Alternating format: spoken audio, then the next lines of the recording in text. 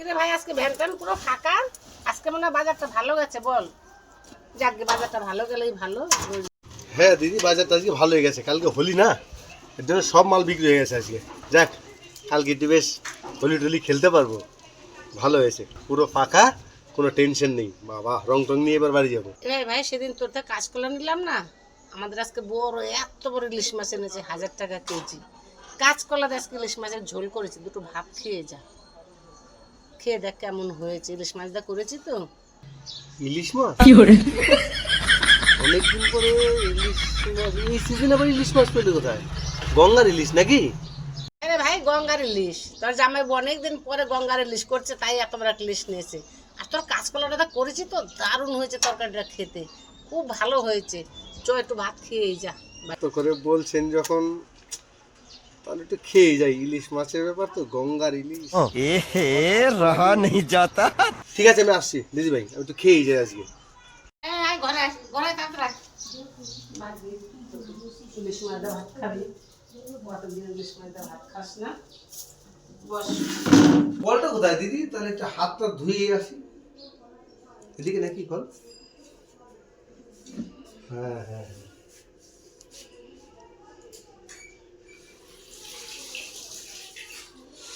বাবা, গঙ্গার ইলিশ। খেতে বলেছি, তাই একবার এসে পড়েছে খেতে। তোর ভাত আজকে খাওয়াচ্ছি আমি, তোর জন্মের ভাত আজকে ডাল দিয়ে খাওয়াচ্ছি। ভাই, এই নে, ইলিশ মাছের মাথা দিয়ে পুঁই শাক করেছি। কাটা কুটি দেখে টুকে খাস, আবার যেন গলায় ফুটে না। ইলিশ মাছ, ইলিশ মাছ তো কোনো গন্ধ গন্ধ আসছে না। হ্যাঁ রে ভাই। কাটা কুটা তো দেখতেছি না। ও দিদি, ইলিশ মাছ করছো তো না অন্য কিছু? কাটা কুটা দেখছো না নাকি? হয়তো তরকারি পরে দেবা। ও, তরকারি আছে, পরে দেবা না? ডাল দিলাম, তুই যে ডাল দেখা, আজকে জন্মে ভাত ডাল দেখা।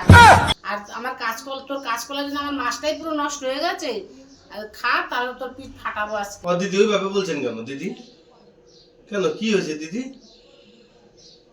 কাঁচকলা ভালো হয় নাই? তুমি নিমন্ত্রণে খাওয়াতে এসছো আমারে, নাকি অন্য কিছু খাওয়াচ্ছ?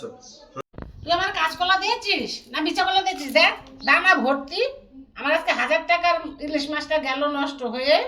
হ্যাঁ, এদের খাওয়া যান, সব মাছ ফেলে দিলাম। তোর জন্য কি আমি মাছ খাবো বাড়িতে? ই বাবা, ইসি, এই বিচে কলা বেরিয়ে গেছে। ও দিদি, কি হয়েছে বলো তো ঘটনাটা? ঘটনাটা হচ্ছে, আমার কাছ থেকে একজন বিচে কলাটা নিয়ে গেছে। বিচে কলাটা নিয়ে গেছে, এবার উনি এক পণ্ডিত মশাইকে পুজো দিয়েছে। পুজো দিয়েছে, ওই পণ্ডিত মশাই আবার ঘুরে আবার কলা আমাকে দিয়েছে। উনি বলছে কাঁচকলা, আমি ওনার কাছ থেকে বিশ্বাস করে নিয়ে নিয়েছি। এবার বিক্রি করেছি, ওই তোমার কাছে মনে ওই বিচে কলাটাই পড়ে গেছে।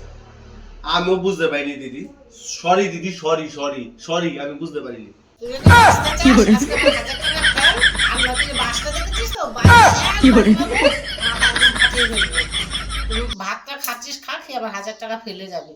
বাবা রে, উনি আবার বাস পেলো কোথায়? হ্যাঁ, ওরে বাবা রে, কপাল ভালো না, 1000 টাকা ফেলা দিই। দাও দিদি, দিচ্ছি দিচ্ছি দিচ্ছি, দাও। আরে, এই নাও তোমার এই যে 1000 টাকাই, দেখো দেখো দেখো, 1000 টাকা দেখেছো? কেন আজকে তো কপাল ভালো, তুই 1000 টাকা দিয়েছিস। তোর 1000 টাকা যদি না দিতি না, তোর আজকে বাসের বাড়িতে আমি মাথায় মারতামও। একদম ভালো করে ভাতটা দিয়েছি, ভাতটা খা, খেয়ে দে, তারপর বাড়ি থেকে বেরিয়ে যা। আর কোনোদিন যদি আমাকে ঠকিয়েছিস, এই বাসটাই আমি রেখে দেবো, মাথায় ঠাস করে একবারই মারবো। আমার পেটিকারেই ভাত ঢুকবে? হ্যাঁ, কালকে এমনি বলছিলাম যে রঙের টাকা হয়ে গেছে, বাজারটা একটু ভালো গেছে। এখন মাথায় রং তোর মাখতে পারবো না, মাথায় গোবর মাখতে হবে, গোবর গোবর গোবর। ওরে বাবা রে, ভাতটা খেয়ে যাই। এ যা মহিলা দেখছি।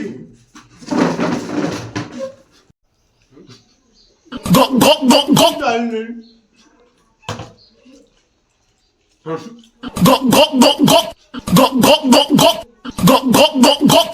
আচ্ছা, খা, দিলাম খেতে, খেয়ে দে, ভালো করে পরিষ্কার করে খাবি, খেয়ে দে, সোজা বাড়ির দিকে হাঁটা দিবি। সত্যি দিদি, তুমি জন্মের ভাত আমার ডাল দিয়ে খাইলে। এইখানে জন্মের ভাত ডাল দিয়ে খেলাম, বাড়ি গেলে আমার জন্মের ভাত ডাল দিয়ে খেতে হবে। কপালে যে ডাল ছাড়া অন্য কিছু ঘটবে না। একটা কাঁচকলার দাম 1000 টাকা। 1000 টাকা একটা কাঁচকলার দাম। ভাত আর পেটে যাচ্ছে না গো।